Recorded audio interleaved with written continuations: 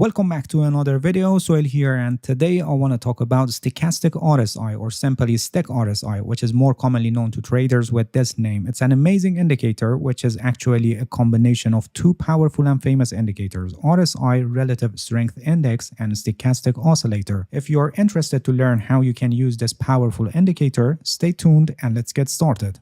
Alright, we have Stoch RSI here below the chart, and as you can see, it's similar to Stochastic Oscillator, but it's different. It's calculated on different data, and if you compare it with Stochastic Oscillator, you will see the differences. On TradingView platform, we have a 3-period moving average as a signal line, similar to Stochastic Oscillator, but on some other trading platforms may not be available. And here on TradingView, the scale is from 0 to 100 with 50 as the center line, and the overbought and oversold levels are similarly marked at 20 and 80. But on some other trading platforms, the scale may be from 0 to 1 with other levels accordingly shown here. Stoch RSI is calculated by applying the stochastic formula to RSI values rather than price values, and this makes it an indicator of an indicator. I don't intend to get into the calculations of Stoch RSI because in practice you don't need it, and you should just learn how to interpret and use it for trading. Anyway, if you're curious on how it's calculated and you need the formula and calculations behind this indicator, just simply search in the Google and you'll find it in many websites. Alright, now let's see how we interpret and use this indicator for trading. We can use Stoch RSI for trend identification, but only for short-term movements of the market. Why only short-term movements of the market? Because this indicator is quite volatile, and as you can see, it frequently fluctuates above and below the center line. Actually, here the center line is the important level for this purpose. Generally, when the Stoch RSI is above 50, it means the upside momentum is greater than the downside momentum, so increasing of the price is expected, and when it's below 50, it means that the downside momentum is greater than the upside momentum and decreasing of the price is expected. But please pay attention that having Stoch RSI above or below 50 doesn't necessarily mean advancing or declining of the price, and we may just have a flat market which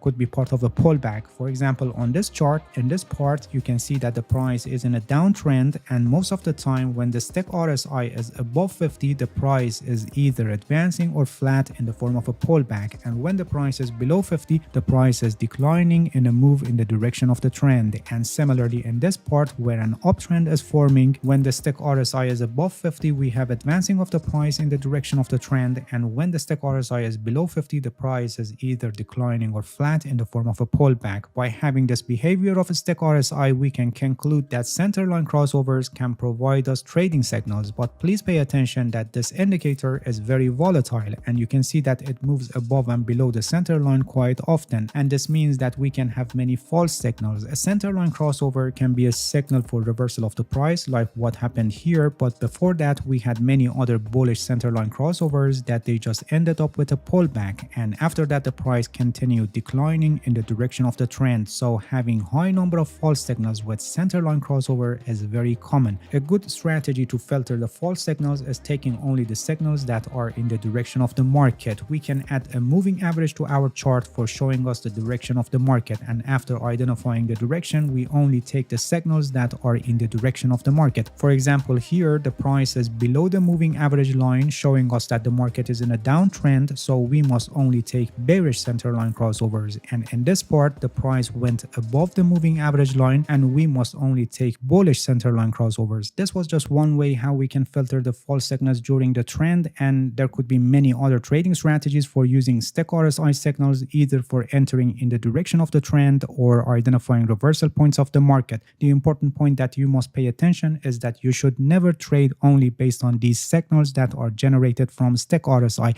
and you must always use this indicator in conjunction with other tools and aspects of technical analysis.